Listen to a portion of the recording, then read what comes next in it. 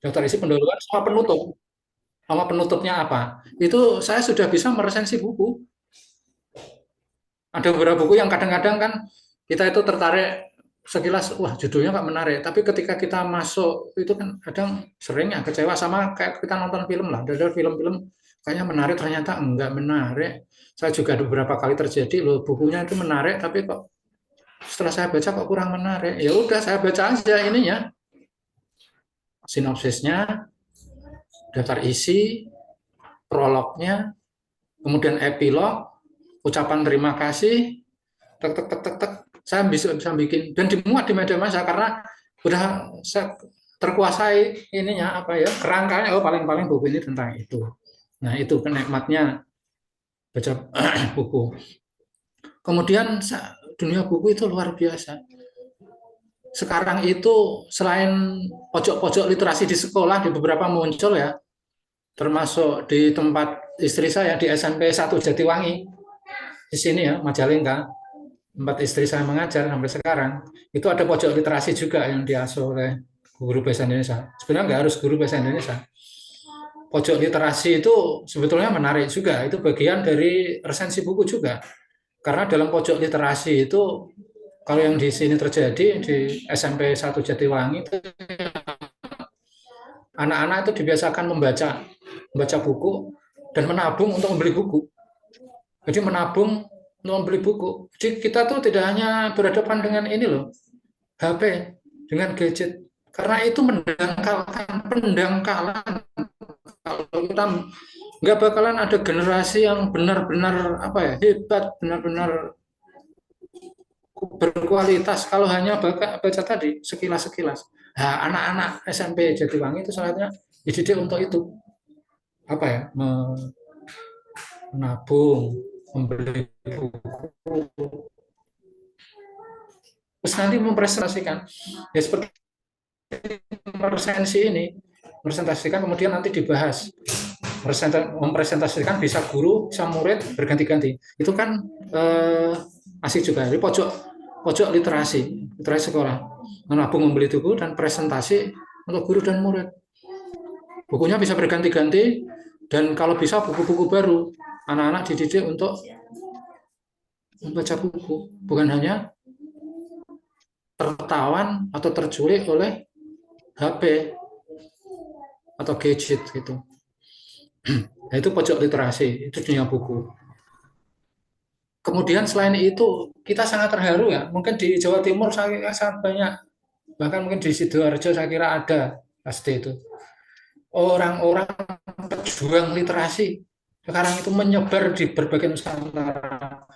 Itu saya benar-benar ketok. Karena saya pernah melakukan di sini dengan saudara-saudara saya, tidak mudah ya bawa ibu guru jadi pejuang literasi itu. Mengelola Yayasan Hati Nurani Bangsa, masuk dengan Bapak Zainal Arifin itu. Ada beberapa saudara di sini. Itu pernah membuka apa ya taman bacaan gratis untuk anak-anak di sini. Itu jalan mungkin sekitar 2 bulan ya. Setelah itu kehabisan energi kami, kehabisan energi. Nggak mudah memang ya, nggak mudah karena terutama di desa kan, rumah saya ini di desa itu kemudian orang tuanya itu udah boro-boro ini membaca buku, membaca buku-buku yang lain, membaca buku pelajaran aja udah susah anak-anak itu. Jadi awal-awalnya itu kami kasih reward ya. Siapa yang sudah baca beberapa buku, 3 buku, dapat coklat dan lain itu kita membujuk bener itu. Dan buku-bukunya itu buku-buku yang lumayan menarik karena saya punya koneksi ke penerbit-penerbit. Terus ya buku-buku anak saya itu kan, anak saya itu udah baca Laskar Pelangi itu sudah SD ya, bukan sopo, sudah SD.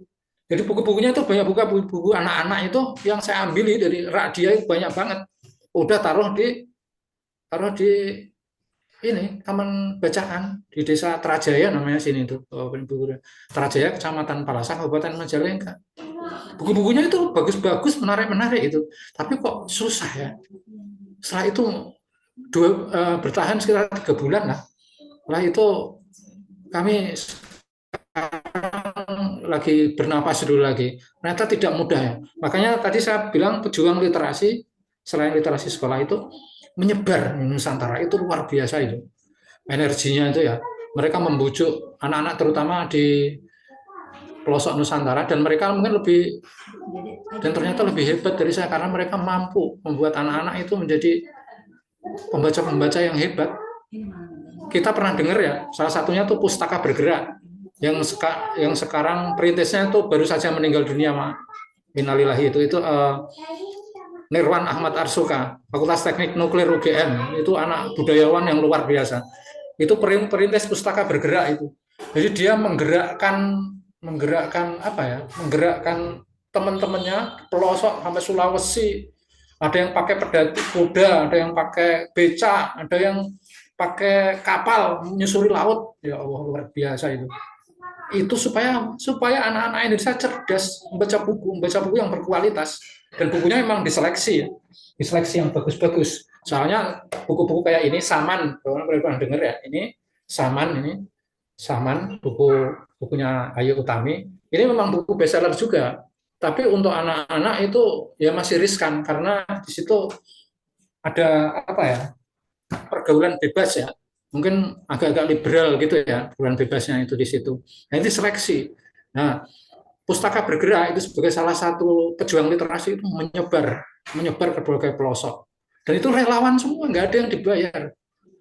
Ketika dia menggelar dan yang seperti Pustaka Bergerak itu banyak, nggak hanya Pustaka Bergerak, ada beberapa yang lain dengan nama-nama yang lain di berbagai pelosok Nusantara. Ketika mereka menggelar buku itu dan anak-anak datang itu berbinar-binar wajah mereka itu. Ya Allah, luar biasa. Sama seperti ketika saya juga di sini, anak-anak datang, Bapak mau minjem buku, alhamdulillah. Senang sekali, bahagia kita itu mendengar anak-anak membaca buku di tengah gempuran apa ya? Gempuran gadget tuh, HP itu ya. Ada yang datang mau pinjam buku, mau baca buku. Itu seperti bahagia banget kita itu.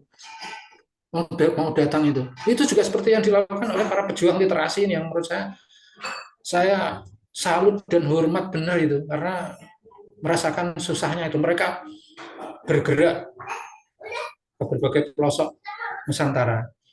Kemudian saya ingin sedikit ke teknis ya sebelum menutupnya. Eric Fromm seorang filosof itu pernah mengatakan dua cara memiliki dan menjadi. Nah, itu pernah sudah terjemahkan oleh penerbit LP3S. Bukunya kecil, tapi inspiratif. Memiliki, dalam tanda kutip, dan menjadi. Kalau kita membaca itu dengan semangat yang menjadi, harusnya bukan hanya memiliki. Jadi, membaca atau meresensi buku itu dengan semangat menjadi itu apa? Kita aktif membacanya. Tidak semua yang kita baca itu kita telan mentah-mentah. Seperti saya tadi itu. Kita kadang-kadang perlu berkelahi dengan buku itu. Bahkan kadang kita stres. Wah itu asik itu menurut saya itu. Sama stres karena loh saya kok diaduk-aduk ya kesadaran saya. Bangunan pemikiran saya yang sudah mapan, sudah zonanya aman diaduk-aduk ya. Itu asik itu. Jadi menjadi dengan membacalah dengan modus menjadi kata filosof Eric Fromm. Menjadi itu bagaimana? Berkelahi dengan yang kamu bedakan. Teksnya itu kamu berkelahi. Nah, maka ketika meresensi buku dengan menjadi itu kamu akan punya karya resensi buku yang berkualitas. Soal bagaimana karya resensi buku itu bagaimana sangat banyak bisa diklik bapak-bapak dan ibu guru ya lewat googling banyak banget lah.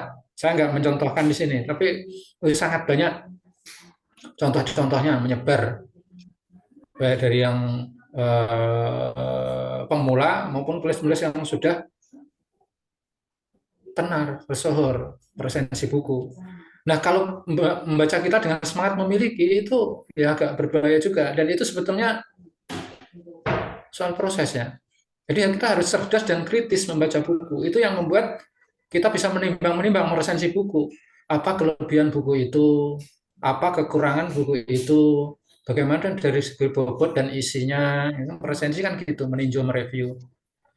Ya, bagaimana penyajian bahasanya, enak enggak, bagaimana misalnya ketaatan terhadap ejaan yang disempurnakan, bagaimana Bagaimana misalnya perwajahannya juga sampul bisa kita komentari.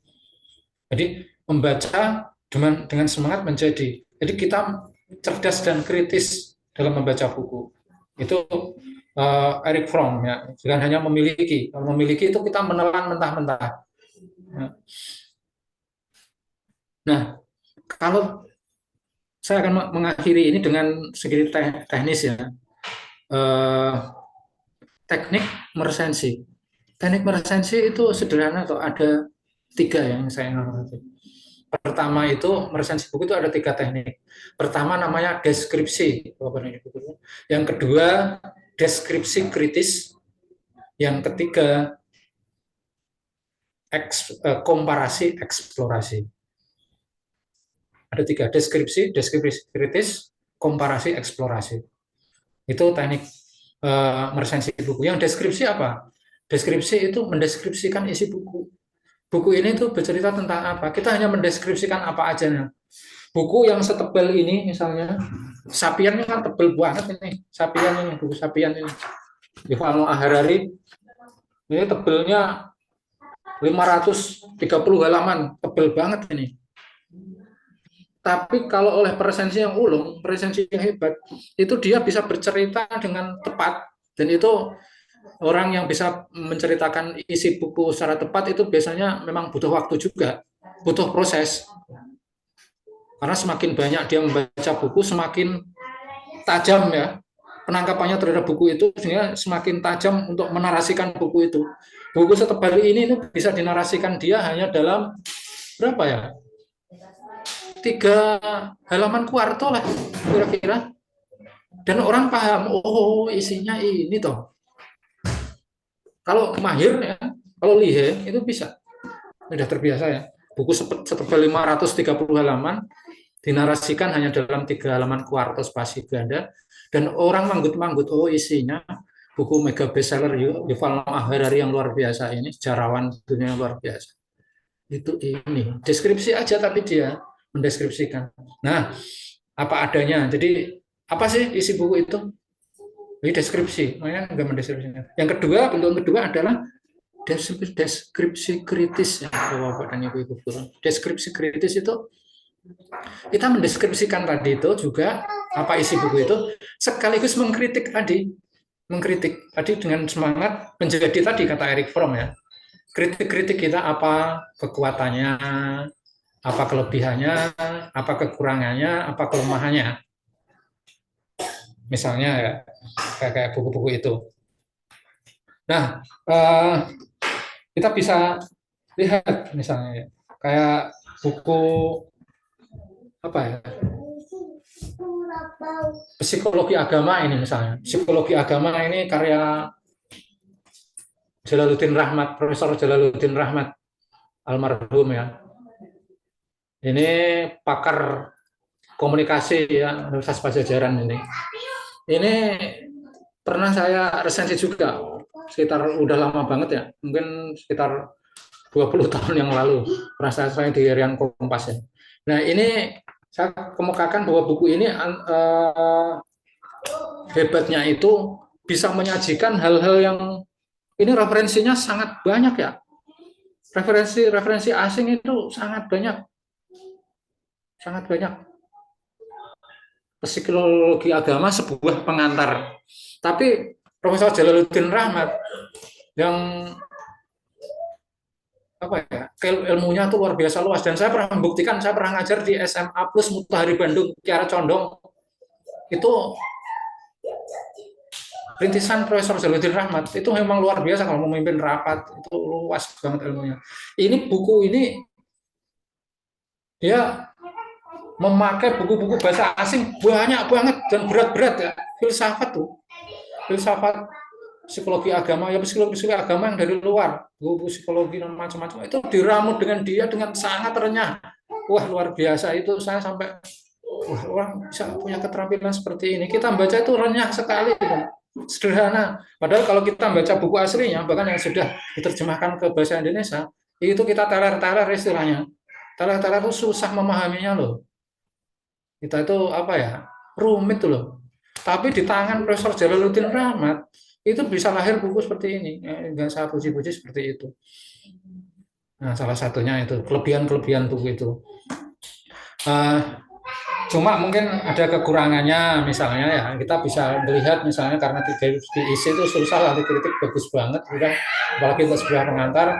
Saya misalnya mengkritik apa ya, mengkritik ininya mungkin kurang begitu terlihat ya, mungkin mungkin mengkritik visualisasi sampulnya kurang menarik, yang kurang ekspresif misalnya salah satunya. Nah itu, jadi yang pertama deskripsi, kedua deskripsi kritis, yang ketiga yang terakhir komparasi eksplorasi.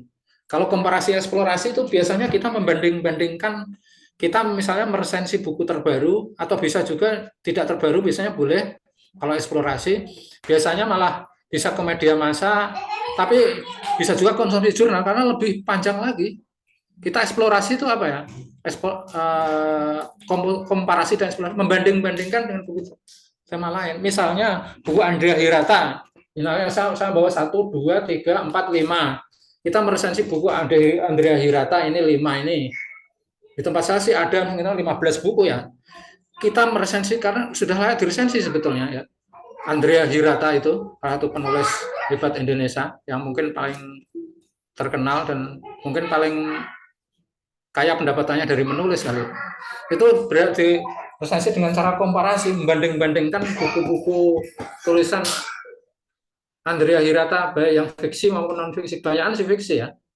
Kita eksplorasi, kita banding-bandingkan.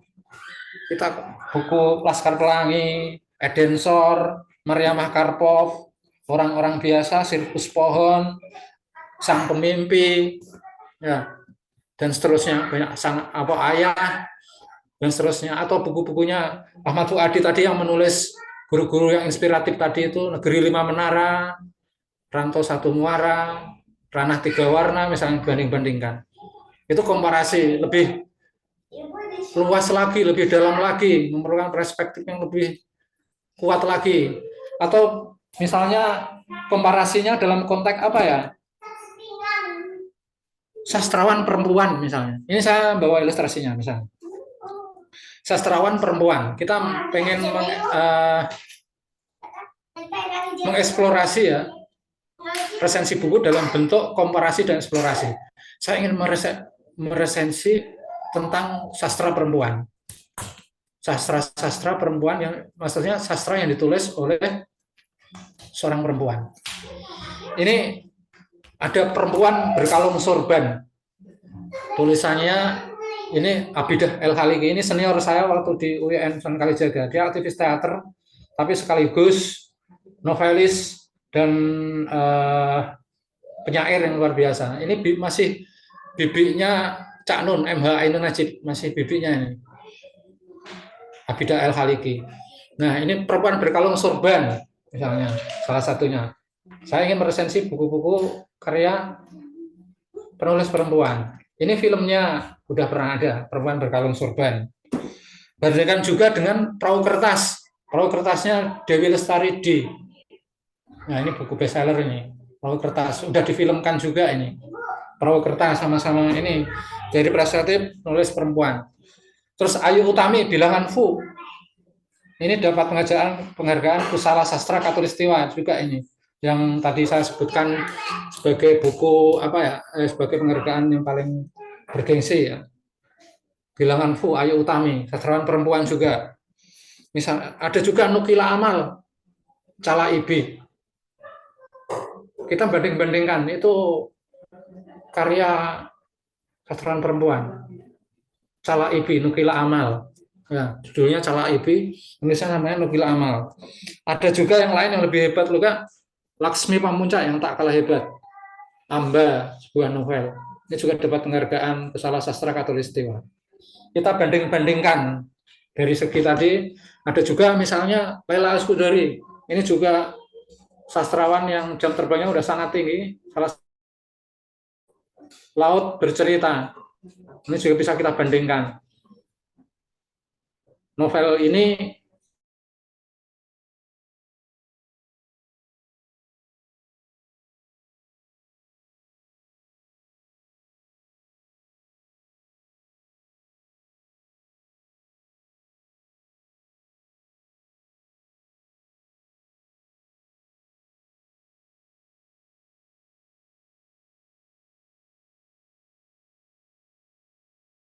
yang belum kembali.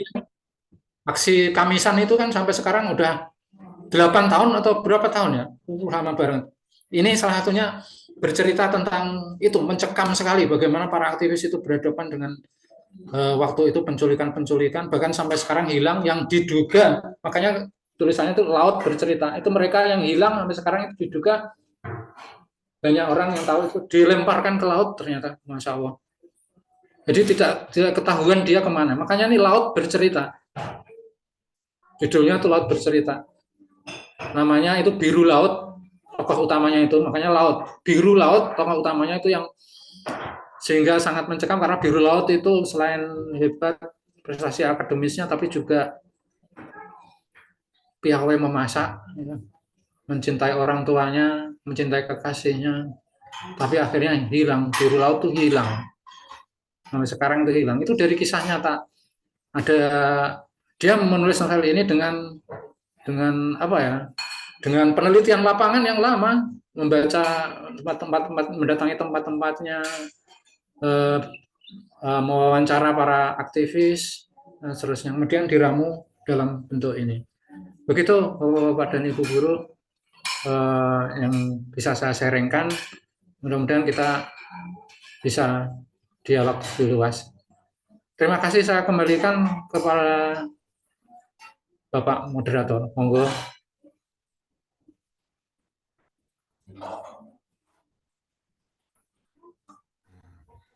Baik, terima kasih kami sampaikan kepada Bapak Arif yang telah menyampaikan materi dan pengalaman-pengalaman beliau dalam meresensi.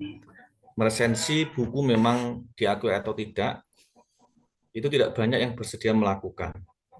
Jangankan oleh siswa, kita sendiri sebagai guru berat untuk melakukan. Karena apa? Karena pada saat yang sama kita disibukkan oleh pekerjaan mengajar, administrasi. Hanya sebagian kecil yang mampu dengan senang hati melakukan resensi buku. Dan salah satunya adalah beliau Bapak Arif Hakim. Bahkan tadi disampaikan banyak sekali buku yang telah diresensi. Ada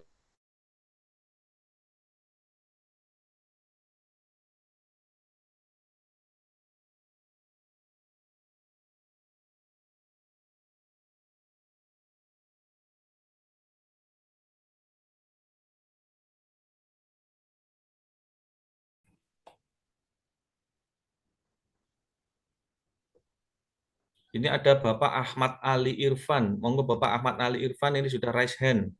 Monggo di-unmute kemudian menyampaikan pertanyaannya Bapak Ali Irfan. Oke, terima kasih Bapak Moderator. Assalamualaikum dan selamat pagi. Waalaikumsalam. Nama saya Ahmad Ali dari M. Hidayatullah di Jawa Barat, Depok. Nah, saya ingin tanya mengenai yang tadi, konsep yang sangat menggelitik, tapi mungkin seru untuk dapat membuka wawasan kita untuk memperbaikinya, seperti konsep dari integrasi nilai yang intoleransi. Saya sebenarnya setuju, tapi kurang setuju juga. Setujunya di mana? Ya karena sebuah konsep yang disampaikan oleh guru-guru terhadap materinya dalam sisi sains. Nah, di sini saya setuju dengan Bapak, penyampaian oleh guru-guru itu bervariasi tergantung latar belakang guru tersebut, sehingga memunculkan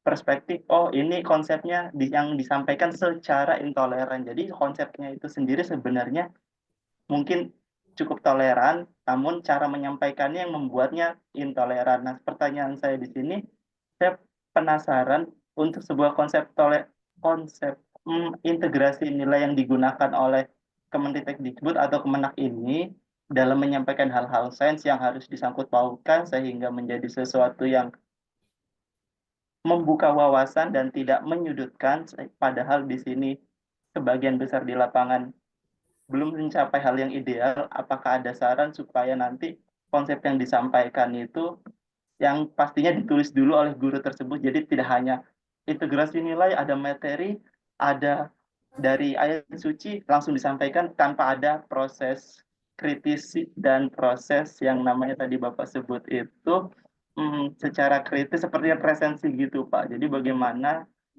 tipsnya supaya bentuk integrasi nilainya ini menjadi lebih toleran Pak untuk menyampaikan kepada misalnya, oh di kelas itu ada murid yang non-Islam sehingga dapat mengetahui wawasan bahwa di Islam itu ada konsep ini, bukan dijejeli istilahnya gitu Pak. Jadi mohon sarannya, saya juga penasaran gimana caranya supaya bisa lebih toleransi seperti itu Pak. Terima kasih untuk konsep ini tadi Pak. Makasih Pak Moderator.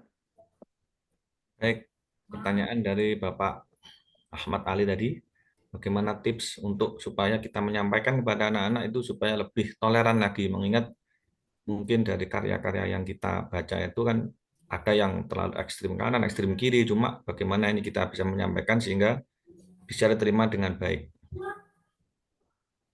Monggo Bapak Arif. Ya, saya kembali ke definisi ya. Sebetulnya ke bagian substansinya ya, definisi ya. Soal menyampaikan itu mungkin bisa macam-macam tergantung kepribadian para guru ya. Tapi yang toleran dan intoleran itu seperti yang sudah saya definisikan dan saya pahami tadi ya selama ini. Jadi bagaimana ya tidak jauh-jauh lah seperti burung Garuda itu yang mencengkeram Bhinneka Tunggal Ika itu ya. Walaupun berbeda-beda, tapi kita satu juga. Banyak agama, banyak budaya, banyak suku, banyak bahasa. Itu kan kekayaan yang luar biasa. Bagaimana kita eh, yang toleran itu sudah pasti seperti yang sering didengungkan oleh Departemen Agama juga. Gus Yakut itu, Yakut Khalil Qaumas itu kan anaknya, beliau itu kan Komandan Banser itu anaknya cucunya, anaknya besar juga, Mbah Khalil Bisri itu ya. Itu kan sering mendengungkan tadi kalau Bapak Ibu tadi ada yang sekilas bilang itu yang moderat ya. Yang bukan tadi oleh moderator bilang itu tidak ekstrim kanan, tidak ekstrim kiri. Jadi umatan wasaton itu, umat yang di tengah-tengah. Di tengah-tengah itu apa ya, moderat. Tidak terlalu ekstrim kanan, tidak terlalu ekstrim kiri, tapi bisa inklusif itu. Bisa menerima yang lain. Menerima yang lain dengan potretnya seperti apa? Ya nggak jauh-jauh lah, seperti NU dan Muhammadiyah aja, dan ormas-ormas lain. NU dan Muhammadiyah itu kan ormas Islam terbesar di dunia, bukan hanya di Indonesia. Ormas Islam terbesar di dunia. Itu wataknya kan moderat itu. Itu sebetulnya tidak pernah secara organisatoris terutama, secara besar itu tidak pernah setuju dengan hal-hal yang intoleran. Makanya dia kan NU dan Muhammadiyah itu kan nggak pernah, kalau ekstrim kanan itu kan ada apa ya, ide khilafah itu ya, Ya, Pak. NKRI bersyariah, khilafah. Iya, Ini saya bukan cerita betul Pak. pendapat saya, tapi NU dan Muhammadiyah itu kan nggak pernah bersenjata. Jadi negara kebangsaan itu udah final, udah selesai. Itu NU dan Muhammadiyah yang anggotanya, kalau NU sekarang itu estimasinya sudah 160 juta orang, bayangin tuh, terbesar di dunia, itu lebih besar sedikit dari Muhammadiyah. 160 juta orang dari populasi penduduk Indonesia yang sekitar berapa sekarang? Hampir 300 juta ya. Hampir separuhnya itu orang NU, bayangin. Yang itu moderat. Yang menteri agamanya sekarang itu juga NU itu kan. Moderat itu sering mendengungkan Islam moderasi, Islam moderat. Nah itu sebetulnya dia menyetujui dengan yang Kemendikbudristek tadi yang katakan 3 dasar pendidikan dalam konteks yang terakhir tadi, intoleransi untuk mengatasi hal-hal yang intoleran tadi. Cara menyampaikannya gimana ya? Ya harus bisa menghargai keragaman dan perbedaan dengan baik. Saya kurang tahu persis apa yang sebetulnya ditanyakan oleh Mas tadi ya, tapi kalau menurut saya itu ya esensinya itu bisa menyikapi keragaman dan perbedaan dengan baik dan bijak. Soal caranya itu mungkin ya tergantung gurunya masing-masing ya, tergantung gurunya masing-masing. secara psikologis kan beda-beda, ada yang halus, ada yang humoris, ada yang keras, tapi intinya tuh itu, dihimbau-himbau untuk itu. Sampai sekarang itu masih belum semuanya terjadi. Buktinya penelitian-penelitian ini mengatakan masih banyak guru-guru, kalau Aliyah sih belum pernah dengar saya, tapi SMA, SMP itu yang intoleran, terutama guru agama. Itu kan miris kita tuh. Kalau saya menyekolahkan anak saya, maka anak saya itu saya kasih buku-buku yang beragam itu. Ya. Karena eh, saya tidak saya kasih buku-buku yang sangat beragam, dia bisa menangguk apa ya, menangguk nilai-nilai dan keindahan dari berbagai sisi. Karena saya miris penelitian itu dan ternyata iya, guru-guru agamanya itu iya. Maaf aja ya. Karena saya tiap hari mondar-mandir itu. Ini bukan menjelekan ini ya, tapi karena saya ke keluarga guru, saya tiap hari menjemput istri saya, tiap hari menjemput istri saya ke sebuah institusi sekolah SMP. Nanti sebentar lagi juga masih akan menjemput istri saya. Jadi tahu persis itu. Saya bukan bukan fiksi ya, saya ini bukan angan-angan. Tapi terjadi dan saya miris, miris. Karena ketika anak-anak kita dididik intoleran, itu hidupnya jadi eksklusif ya, bapak-bapak dan ibu guru eksklusif. Dia susah apa ya, bersosialisasi dengan yang lain atau minimal menganggap yang lain itu sebagai menganggap yang lain itu sebagai orang lain yang lebih lagi musuh. Seperti saya tadi lah, dari NU Ortodok datang ke Jogja kuliah di UIN, itu awalnya wah, itu kan saya ya Allah, saya kalau nggak ketemu buku-buku Abdurrahman Wahid sama Master Farid Masudi ini sampai kapan ya saya akan kayak gitu terus, kan miris juga itu saya itu. Oh, hidup saya kok kayak gini. Kalau bagi saya nggak ngerti kalau bapak dan ibu guru ya, kok sempit kayak gini ya saya memandang hidup itu ya. Padahal selama ini, masa kita coba kita akan menolong orang, misalnya menolong orang menyeberang, orang itu buta misalnya ya, kan kita tidak akan nanya, agamamu apa dulu, kan enggak, kan naluri kita kan naluri manusia, ukhuwah insaniyah atau ukhuwah basyariah tadi yang menurut saya ukhuwah tertinggi, Islamiyah, Watoniyah, ukhuwah basyariah. Tidak akan nanya, kamu menyeberang agamamu apa? Enggak kan? Jadi seberangkan aja. Karena dia buta lagi mau menyeberang. Itu yang menunjukkan bahwa kita itu naluri bawah sadar kita, naluri yang murni kita, hati nurani kita itu sebetulnya toleran. Karena kita nggak nanya-nanya itu. Itu. Terima kasih. Mungkin yang lain ya. Baik, terima kasih Bapak. Ya. Baik, terima kasih dari uraian dari Bapak Arif Hakim. Tadi saya kutip pernyataan dari beliau yang mungkin patut kita jadikan angan-angan ya.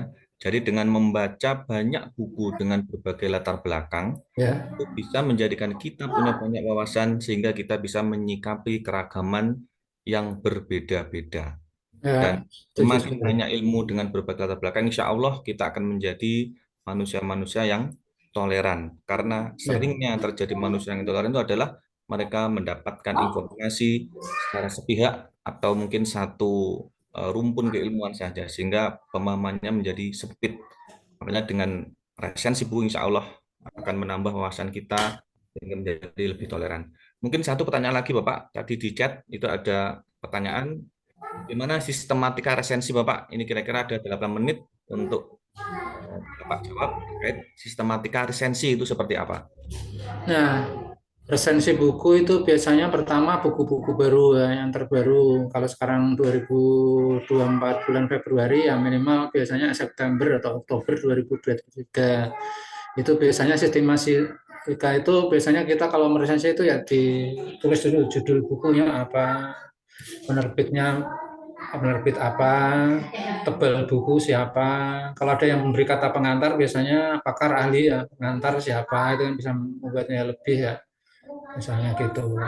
Itu yang di atas data-data. Setelah itu ya kita langsung masuk aja, nggak usah ini masuk ke namanya meresensi, meninjau ya. Yang pertama itu ya isinya buku itu apa sih menurut kita. Ini antara presensi satu dengan presensi yang lain ya bisa beda-beda, tergantung ketajamannya. Saya misalnya ini ya, argumen pluralisme agama ini buku disertasi yang sudah dibukukan dengan bahasa yang renyah. Padahal disertasi loh, disertasi biasanya itu kering ya. Argumen pluralisme agama dari Universitas Paramadina. Ini kata pengantarnya ke Abdurrahman Wahid, Buya Syafi'i Ma'arif, sama yang Kiai Darut Tauhid itu. Ini buku ini disertasi tapi bisa dibukukan dalam bentuk yang renyah ya. Biasanya kan memberat ya kalau disertasi itu ya. Tapi ini sangat renyah ya. Jadi sistematiknya gimana? Ya udah kita masuk ke isi buku. Isi bukunya itu kira-kira apa? Tentang apa? Setelah itu baru kita kemudian menimbang secara isi, bobot isinya menurut kita bagaimana? Penyajian bahasanya bagaimana? Apakah bulat, tidak susah dipahami, apa lugas, apa indah, sastrawi, ya. Jadi langsung setelah deskripsi itu apa isi buku itu, ya, isi buku itu, bla bla bla bla, kita kemudian memasukkan apa ya tinjauan kritis istilahnya itu kelebihannya. Misalnya buku ini kelebihannya misalnya meskipun disertasi ini kelebihannya bisa dituangkan dalam bentuk yang sangat mudah dipahami, renyah dan mudah dipahami. Cuma memang kekurangannya misalnya ya, ini karena Abdul Muhsin Ghazali ini anak pesantren ya, anak pesantren yang sudah lama nyantri, yang kuat sekali buku ininya, apa, Khazanah Kitab Kuningnya. Jadi banyak banget buku-buku ini, buku-buku kitab kuning ya, buku khazanah klasik yang dipakai itu bagi orang-orang tertentu memang susah untuk meninjau juga ya, untuk mengikuti. Tapi karena ya itu kelemahannya kalau nah itu misalnya bisa kita masukkan kritik seperti itu bisa kita lakukan. Kelemahannya untuk orang awam buku ini terlalu apa ya akademis pesantren, karena saking banyaknya buku-buku kitab kuning untuk mendukung argumentasi pluralisme yang membangun toleransi berbasis Al-Qur'an. Ini toleransi tadi yang tadi ini luar biasa ini. Bertungkus lumus kata Profesor Syafi'i Ma'arif. Bertungkus lumus. Bertungkus lumus itu apa ya? Bertungkus lumus itu tuntas, luar biasa ininya tuh. Lacakannya tuh luar biasa. Bertungkus lumus itu sampai nyungsep orang Jawa bilang tuh. Nyungsep ke ini, ke referensinya tuh baik dari bahasa asing, bahasa Indonesia, wawancara dengan kiai-kiai, dari kitab-kitab klasik para ulama. Itu kalau nggak orang yang benar-benar hebat bahasa Arabnya, hebat bahasa Inggrisnya, kuat melalui akademisnya dengan referensi segini banyaknya dan dituangkan dalam bentuk yang sangat renyah kayak gini, dalam bentuk buku itu ya tidak mudah. Kelebihannya itu ya buku toleransi berbasis Al-Qur'an ini sangat argumentatif misalnya dengan referensi didukung referensi baik barat dan terutama dari kitab kuning yang sangat banyak, kitab-kitab yang otoritatif, karya-karya ulama yang dari bahasa Arab asli. Tapi mungkin yang kekurangannya adalah misalnya itu terlalu akademis pesantren karena terlalu banyaknya ini referensi kitab kuning yang ditampilkan. Itu salah satunya. Jadi kerangka tadi ya, kerangkanya itu aja, sederhana resensi itu, dan tidak panjang-panjang resensi. Untuk media massa itu paling banyak 3 halaman kuarto atau 4.000 karakter. Karakter itu huruf, Bapak-bapak Ibu guru ya, paling banyak 5.000 karakter. 4.000 sampai 5.000 karakter itu kalau saya tulis dengan kecepatan saya yang sudah menulis agak lama, meskipun saya bukan cepat ya, sedang lah, mesti kecepatan saya itu ada yang lebih cepat lagi. Kalau kecepatan sedang saya nulis itu ya resensi buku itu 3 halaman kuarto itu paling lama ya 1 jam tapi udah sempurna, sudah mengoreksi itu, dikoreksi ulang, koreksi baca lagi, biasanya kan gitu, dibaca lagi, kalau pengen sempurna ditunjukkan ke senior kita, ini ada kritik enggak, oh ada masukan-masukan mereka disempurnakan lagi, ya gitu, gitu. Jadi nggak ada yang rumit-rumit amat, ya. Soal itu bisa kita tengok lagi ya di googling, banyak banget karya-karya resensi buku, terutama banyak juga kalau menarik buku-buku dunia para guru. Oh, banyak sekali yang inspiratif itu dunia para guru. Apalagi sekarang juga ada film terbaru juga tentang guru, itu Budi Pekerti, bakal dinovelkan juga itu. Kadang ada novel dulu baru film, film dulu baru novel. Budi Pekerti itu ya yang terbaru, itu tentang seorang guru juga, seorang guru yang mengalami perundungan tadi, tapi guru ini yang mengalami perundungan, guru. Wregas Banuteja ininya, sutradaranya itu sutradara muda brilian itu, Wregas Banuteja. Itu baru beredar sekitar 3 bulan ini kok. Budi Pekerti itu tentang guru bimbingan penyuluhan BK, bimbingan konseling ya kalau di maaf ya di tempat itu di sebuah pasar, terus ada dia melakukan sesuatu itu, terus dipoto, ada yang moto itu, terus di share di medsos, itu sangat dekat dengan dunia kita, itu perundungan itu yang seperti saya ceritakan itu Regas Banuteja itu sutradara muda, penghargaannya sampai udah internasional ya, dari film pendek sampai film panjang, dan film panjang dia sekarang Budi Pekerti, dan itu tentang guru, itu menarik juga, nanti kayak benar lagi menarik untuk diresensi, dan biasanya akan dinovelkan juga itu ya, ini bisa kita tinjau juga. Demikian Bapak-Bapak dan Ibu Guru, monggo Bapak Moderator. Terima kasih atas penjelasan dari Bapak Arif. Kalau saya simpulkan bahwa resensi buku itu tidak ada format yang baku seperti penulisan skripsi, mungkin karya tulis, tetapi yang paling penting adalah isi dari buku itu seperti apa kontennya, mulai dari judul, penerbit, tebal, dan kurang lebih tadi 3.000 karakter atau 3 halaman. Ya. Oke. Baik, saya kira kegiatan kita harus berakhir sampai di sini. Insya Allah kita akan bertemu lagi besok pada pukul 8 pada dalam topik yang berbeda, yaitu teknik penulisan artikel populer yang juga akan disampaikan oleh Bapak Arif Hakim. Insya Allah ketemu lagi besok, Bapak. Ya, siap ya.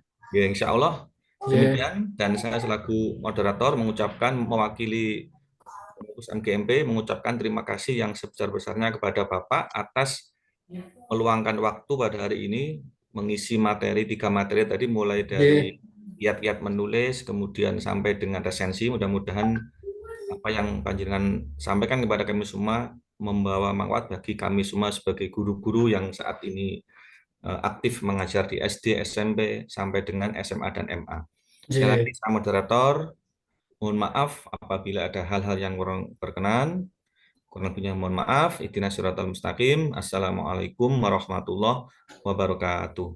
Waalaikumsalam warahmatullahi wabarakatuh. Untuk selanjutnya kepada Bapak peserta, insya Allah untuk masalah tugas nanti akan disampaikan di grup WA masing-masing. Setelah ini, panjenengan bisa live pada sambil mengingatkan ini Pak Zaki untuk segera absen nanti ditutup 12.15. Ya, Bapak Ibu yang belum absen, mohon segera absen karena absen akan ditutup pada pukul 12.15. Monggo Bapak Arif, apabila memang sudah ada keperluan, monggo panjenengan bisa meninggalkan Zoom Meet. Matur nuwun. Terima kasih banyak Pak. Sampai ketemu besok semua Bapak Ibu untuk acara selanjutnya.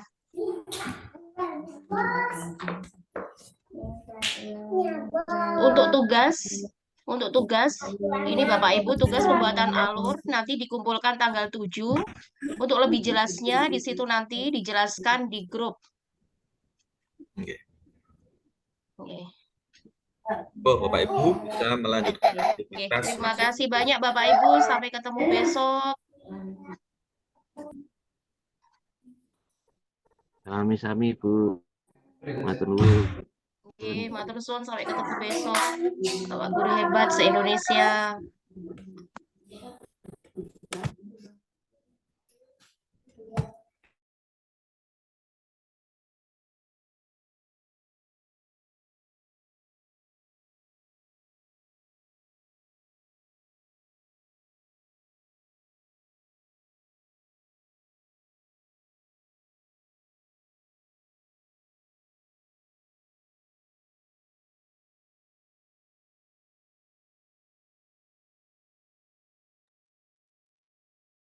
Bu Ina, mohon izin Bu Ina. Nggih, pripun? Bu Ina, ini Iya, ada Bapak, yang iya. masih tanya Nggih, absennya di mana? Mungkin diingatkan di link yang tadi. Nggih, ada yang masih peserta nggih. yang masih tanya bagaimana presensinya. Mungkin Nggih, bisa dia sudah keluar ditunjukkan Zoom, link Pak. yang tadi. Absennya ada di Matur Zoom. nuwun. Nggih, absennya ada Siap, di Zoom, Bapak. siap, nggih, nggih. Nggih, masih ada di Zoom. Saya tunggu Matur sampai nuwun, ini ada yang 12.15. tanya. Nggih, Nggih. nggih, masih di Zoom. Siap, Nih, matur monggo. nuwun. Nggih. Nggih, Nggih, Bapak, terima Assalamualaikum kasih. warahmatullahi wabarakatuh dan teman-teman. Nggih, Selamat dan nggih, sukses. Bapak, terima kasih. Nggih.